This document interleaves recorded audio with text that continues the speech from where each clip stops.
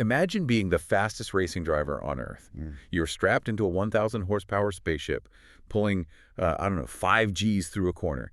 You spot a gap at 300 kilometers an hour, your instincts fire, and you prepare to make this ultimate heroic move. And then at a fraction of a second, you realize your car's computer has already decided you aren't allowed to take it. Welcome to the deep dive. Yeah, welcome. Because look, the 2026 Formula One season is a battlefield, right? But the war has completely mutated. The battle it isn't between the drivers anymore. It is between the drivers and their own machines. Yeah. We have the most talented gladiators on the planet sitting on the grid, and they have basically been reduced to mere passengers. I mean, they aren't racing. They are managing algorithms. It is a complete hijacking of human talent. What we are witnessing right now isn't a sport of bravery or instinct or, racecraft anymore. It is a high-speed software management simulation. Yeah. The 2026 technical regulations have crossed this terrifying line where the driver is just no longer the brain of the operation. They are just another sensor plugged into the telemetry doing exactly what the power unit dictates. And that is exactly our mission for this deep dive. We are tearing apart the internal, suffocating reality of these 2026 regulations. We're going to expose exactly how these rules have just completely neutralized driver agency. We're going to look at the bone-rattling physical catastrophe happening right now inside the Aston Martin garage. Oh, that is a total disaster. It really is. And honestly, we are going to demand a return to pure, violent, uncompromising racing because the current state of the grid is just unacceptable. So let's start right inside the cockpit. I want to look at McLaren and Lando Norris. What we are seeing from them is, frankly, a total crisis of identity. It absolutely is. When you look at the raw performance profile of the MCL40 this year, it paints a very, very confusing picture for anyone just glancing at the standings. Well, let's actually look at those standings. 0 podiums this year. We saw a 5th place finish in Australia and Japan. We saw a completely catastrophic did not start in China because the Mercedes power unit literally blew up before the lights went out. Just unbelievable. Right. And then a 4th in the Shanghai Sprint. But here's the thing I don't understand. Oscar Piastri dragged that identical chassis to 2nd place in Suzuka. And let's be honest, he completely deserved the win there if the safety car hadn't intervened. Exactly. So there is this raw, blistering pace buried somewhere inside that car. But, the drivers just look miserable. Why is that? Because the actual visceral experience of driving that car is entirely broken. The lap time you see on the timing screens is completely disconnected from the driver's input. To really understand why, we have to look at the mechanics of the 2026 power unit regulations. Okay, break it down. So the FIA mandated a massive shift. They demanded a roughly 50-50 power split between the internal combustion engine and the electrical system. In the past, the MGUK, the kinetic motor, was essentially just an assist. A driver could deploy it tactically. Like a boost button? Exactly, like a boost. But now, the electrical motor provides half of the total output. But the battery capacity hasn't miraculously doubled to support that massive drain. So they're constantly running out of breath. Exactly. Yeah. The power unit has to aggressively harvest and deploy energy on a relentless cycle just to finish a single lap without degenerate. This creates these incredibly narrow thermal and operational windows. The engine mapping software essentially draws an invisible, rigid map over the circuit. Oh, wow. It decides mathematically where to dump electrical energy to maximize lap time and where to harvest it. The driver isn't driving the track anymore.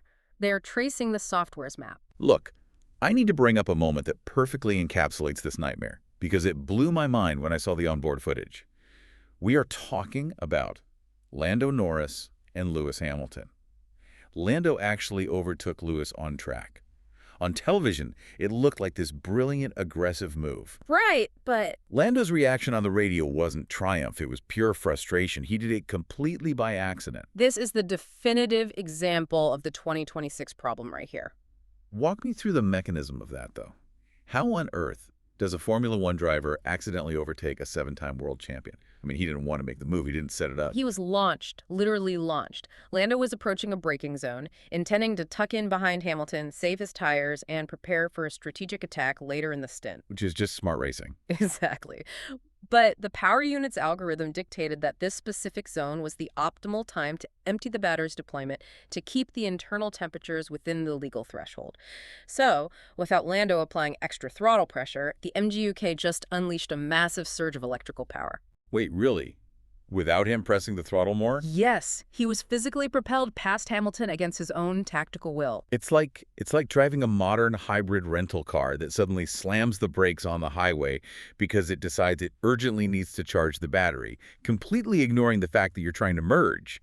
Except here, it's happening at 300 kilometers an hour. That is a brilliant way to picture it, honestly. Yeah. And what was the consequence of that software-mandated overtake? Lando arrived at the next straight with absolutely zero deployment left. So he's just a sitting duck. A sitting duck. Lewis Hamilton just casually flew right back past him. The drivers are calling this the yo-yo effect. Pause for a second, though.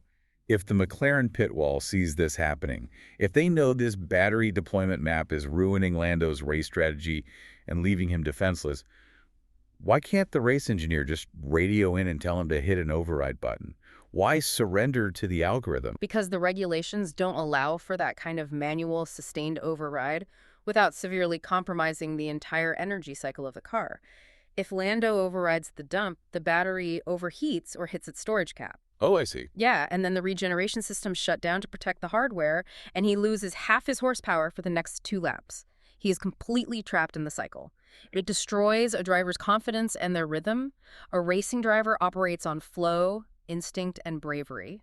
But now they are fighting the car's logic every single lap. Let's talk about that bravery, because you brought up Suzuka earlier. Yeah. The data coming out of 130R, which is historically one of the most terrifying flat-out corners in world motorsport, is deeply depressing. It is an embarrassment to the pinnacle of motorsport, frankly. 130R is supposed to be the ultimate test of a driver's nerve. But if you look at the telemetry for these 2026 cars, they are being forced to lift massively. Massively. They are losing up to 60 kilometers per hour between 130R and the final chicane. 60. Are you kidding me? Just to regenerate energy. Yes. The cars generate so much aerodynamic drag, and the battery needs so much kinetic recovery to prepare for the pit straight that the software forces the driver into what is basically a heavy coasting phase in the middle of one of the fastest corners on the calendar. That is insane. You literally have lower racing categories like Formula 2 carrying more mid-corner speed through that section because they aren't carrying the burden of this convoluted hybrid system. The FIA tried to patch this by introducing recharge limits in qualifying, which gave us a slight bump in single-lap pace. But in race trim, It's a joke. from the cockpit, it is a completely sterile exercise masquerading as a race.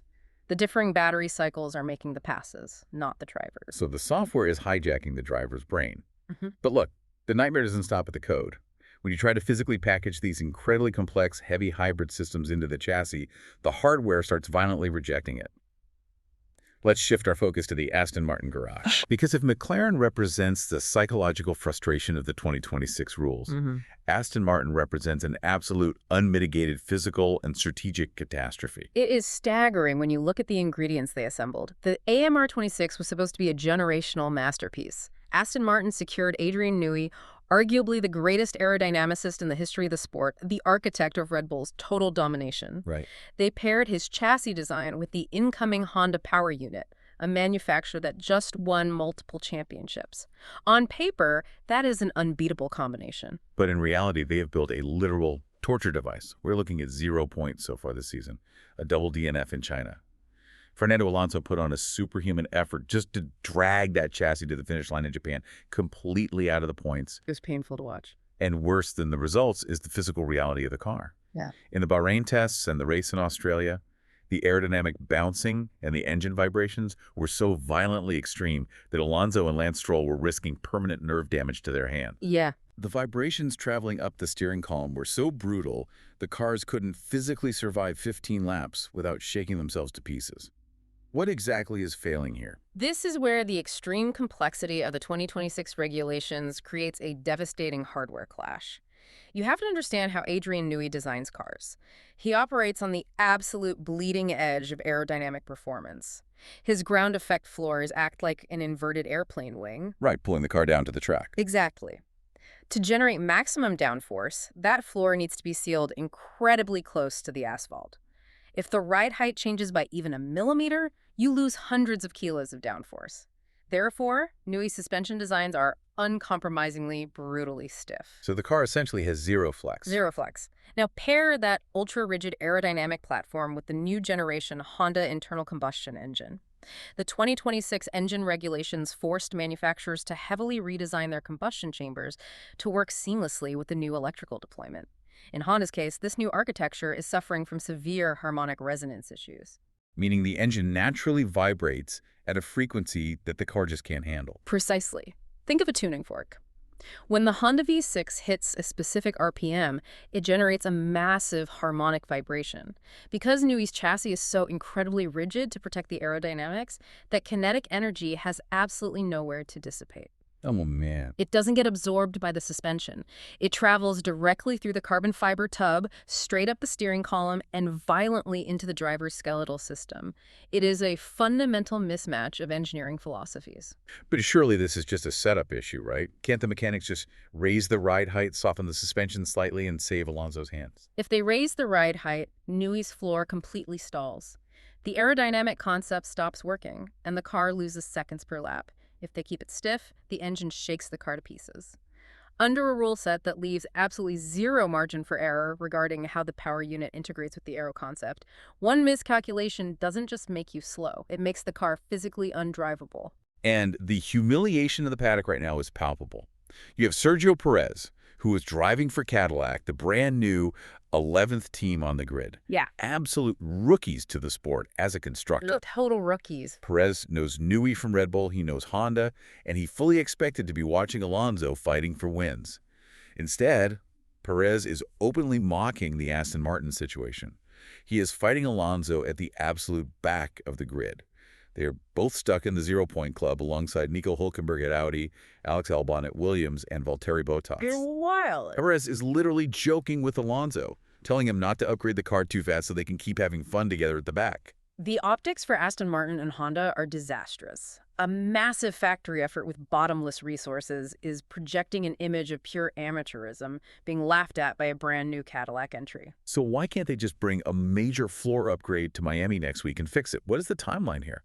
The reality inside the paddock is that this isn't a quick fix. You can't just bolt on a new front wing. They have to redesign the fundamental concept of how that engine mounts within the chassis to mitigate the resonance. We are hearing it will take months, perhaps a year to a year and a half, to essentially abort this concept and start from zero. A year and a half. Yeah. The 2026 regulations are so intertwined that fixing the engine vibration requires changing the chassis, which requires changing the aero, which requires rehomologating the crash structures. It's a nightmare. So let's step back and look at the whole picture. We have established that the 2026 rules have stolen the driver's agency, turned the racing into a software-managed yo-yo simulation, and physically crippled legendary engineering projects to the point of nerve damage. The grid is broken. Completely broken. So how do we fix it? Because tweaking a battery deployment limit or mandating a softer suspension isn't going to save this. We need to look at a radical cure. We need to tear up the rulebook and look at a brutally pure, utopian vision of Formula One. To find the cure, you first have to acknowledge the massive lie the fans were sold. The entire marketing pitch for the 2026 regulations was that we were finally getting smaller, lighter, more agile cars that could race each other natively. Ah, the great promise. And what was the reality? We got a pathetic 20 centimeters shaved off the length of the car, 10 centimeters off the width, and a completely meaningless 30 kilograms lighter. 30 kilos on a car that weighs close to 800 kilograms. It's a drop in the ocean. Let's put that in perspective for you. Compare today's cars to Fernando Alonso's first championship-winning car, the 2005 Renault R25. That car was over a meter shorter and a massive 160 kilograms lighter than the boats we have on the grid today. Imagine tossing a 160-kilo anchor out of these current machines. It would fundamentally change the physics of the racing. But we can't shed that weight under the current rules. The obsession with road-relevant innovation has cursed the sport. The reason the cars are so unimaginably heavy is because of the hybrid systems. Right. You have massive lithium-ion battery packs, heavy MGU components, intricate cooling systems for the electronics, and heavily reinforced craft structures just to safely contain the high-voltage system. So the radical fix, the only way to save the soul of the sports is obvious. Strip the hybrid systems out entirely, rip them out.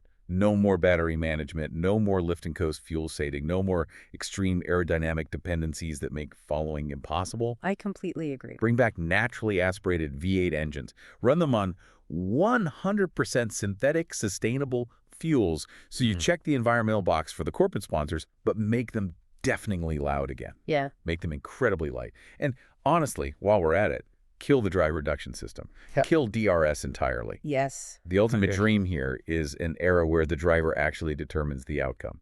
If we can't have exactly equal machinery, we at least need rules where Verstappen, Hamilton, Leclerc, and Alonso are fighting with zero energy saving holding them back. Look back at the 2005 San Marino Grand Prix at Imola.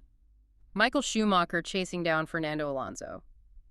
By modern standards, people who only look at data might call that a boring procession because there were 0 overtakes in the final 12 laps. Right, but it wasn't boring at all. It is universally remembered as one of the greatest, most tense battles in the history of motorsport. Why?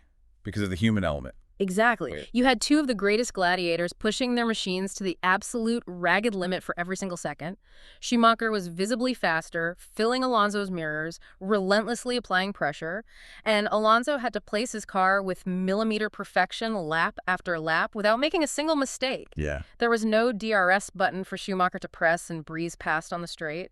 There was no battery deployment map to save Alonso. It was pure, unadulterated mechanical tension. It was mechanical grip, raw horsepower, and human nerve. That is what racing is supposed to be. Okay, but let me push back on this because I know exactly what the critics and the team principals are going to say. Let's play devil's advocate here. The entire DNA of Formula One is that it is a constructors' championship. It is an engineering war. Sure. If we strip away all this billion-dollar hybrid technology and we basically force the teams to run identical roaring V8 chassis with standardized aerodynamics to keep the racing close, are we just building a glorified European IndyCar series? Won't the purists absolutely riot if Ferrari and Mercedes are just slapping their corporate badges on a spec car designed by Dallara? Well, the purists need to ask themselves a very difficult question. What exactly are you being pure to?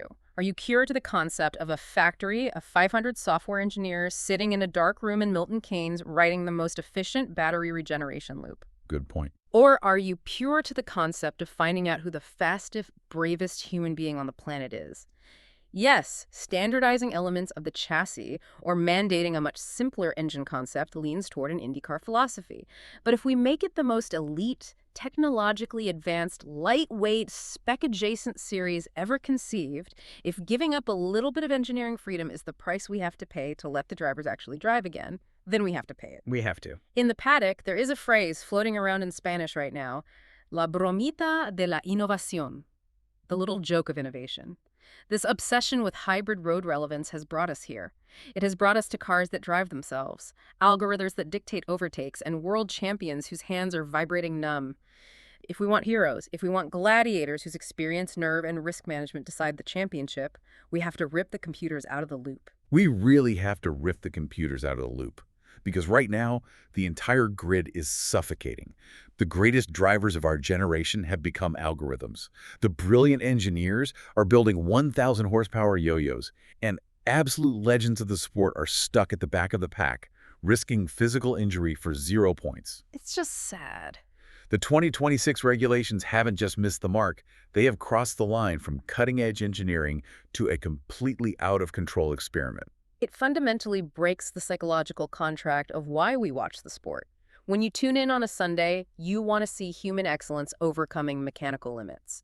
Right now, the exact opposite is happening. We are watching sterile mechanical limits dictating and suppressing human potential. And that leads to a chilling thought for you to take away. If the car is already deciding when to deploy power, when to overtake, and when to brake for regeneration, what exactly is the human being doing in the cockpit? Yeah, what's the point? Are we really just 10 years away from a fully autonomous racing series? Are drivers like Alonso and Norris just biological placeholders out there beta testing the algorithms that will eventually replace them entirely? As we watch the telemetry light up in Miami next week, ask yourself, when the checkered flag falls, are we still crowning the greatest driver in the world, or are we just handing a trophy to the best systems manager? Keep your eyes on the data, but more importantly, keep your eyes on the drivers, because right now, they are fighting a war they aren't even allowed to win. We will see you next time.